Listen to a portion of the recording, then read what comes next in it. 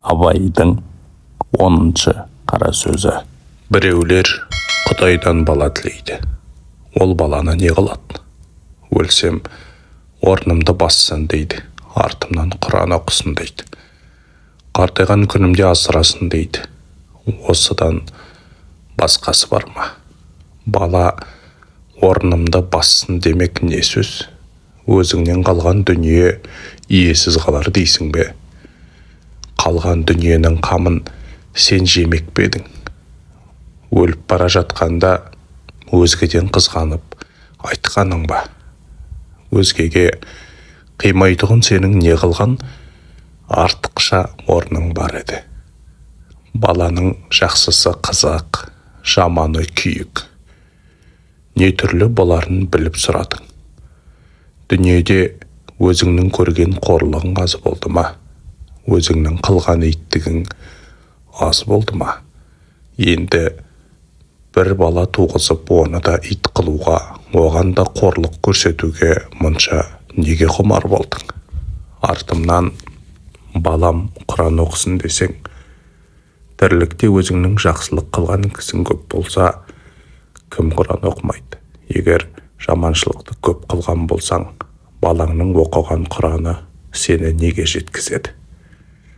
Тірлікте өзіңе өзің қылмаған істі өлген соң саған балаң кәсіп қылып бере ала ма?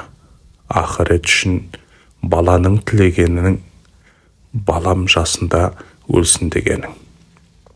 Егер де ер жетсін десең, өзі ер жетіп, ата-анасын тұзақтан құтқарарлық бала қазақтан туам екен. Ондай баланы сендей әке, сенің еліңдей ел асыра өсірмек пе екен? Қартайғанда асырасын десең, о да бір бос сөз. Әуелі өзің қаруың қайтарлық қартаюға жетемісің жоқ па? Екінші, балаң мейірімді болып, асырарлық болып туама жоқ па? Үшінші, малың болса кім асырамайды?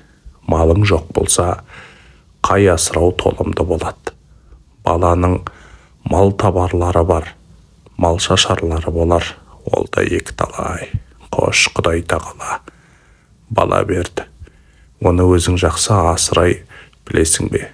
Әлде білмеймісің? Әуелі өз күнәңді өзің көтергеніңмен тұрмай, балаңның күнәсіне тағы да ортақ боласың. Әуелі балаңды өзің алдайсың. Әне, оны берем, міне мұны берем деп. Басында балаңды алдағаныңа бір мәз боласың. Соңыра балаң алдамшы болса кімнен көресің? Боқта деп біреуді боқтатып, кәпір қияңқы осыған тимеңдерші деп оны масаттандырып әбден тентектікке үйретіп қойып сабаққа бергенде, молданың ең арызынан іздеп хат таныса болады деп, қуысым бол деп, пәленшенің баласы сені сыртыңнан сатып кетеді деп, тірі жанға сендірмей жат мінез қылып, осыма берген тәлімің, осы баладан қайыр күтесің бе? Және мал тілейсіңдер. Неге керек қылайын деп тілейсіңдер? Әуелі Құдайдан тілеймісің? Тілейсің. Құдай берді, бергенін алмайсың. Құдай тағала саған еңбек қылып мал табарлық қуат берді. Ол қуатты адал кәсіп қыларлық орынға жұмсамаймысың? Жұмсамаймысың. Ол қуатты орын тауып, сарып қыларын білерлік ғылым берді. Оны оқымайсың. Ол ғылымды оқыса, ұғарлық ақыл берді. Қайда жібергеніңді кім біледі? Ерінбей еңбек қылса, түңілмей іздесе, орнынан тауып істесе кім бай болмайды? Оның саған керегі жоқ.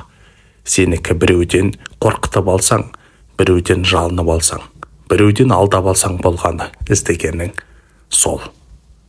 Бұл Құдайдан тілеген емес. Бұл абыройын, арын сатып, адам жаулағандық тіленшілік. Хош, сөйтіп жүріп ақ мал таптың, байыдың. Сол малды сарып қылып ғылым табу керек. Өзің таба алмасаң балаң тапсын. Ғылымсыз ақырет те жоқ, дүние де жоқ. Ғылымсыз оқыған намаз, тұтқан ораза, қылған хаж ешбір ғибадат орнына бармайды. Ешбір қазақты көрмедім, малды иттікпен тапса да, адамшылықпен жұмсағанын. Бәрі де иттікпен табады, иттікпен айырылады. Бейнет, күйігі, ызасы, сол үшеуінен басқа еш нәрсе бойында қалмайды.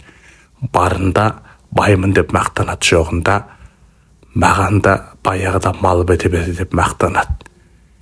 Кедей болған соң тағы қайыршылыққа түседі.